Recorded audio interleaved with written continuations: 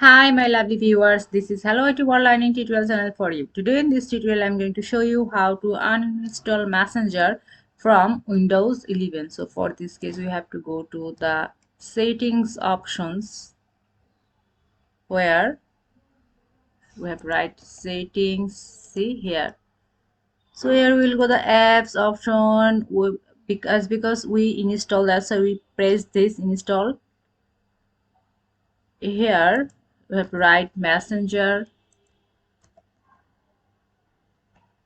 See here. So when we click this and install, if we press this, then the Messenger apps will be uninstalled. See, it is uninstalling. See, uninstalled. See, it has been nothing. So thank you so much for watching this video. Please subscribe this channel. Hopefully this tutorial will help you so much.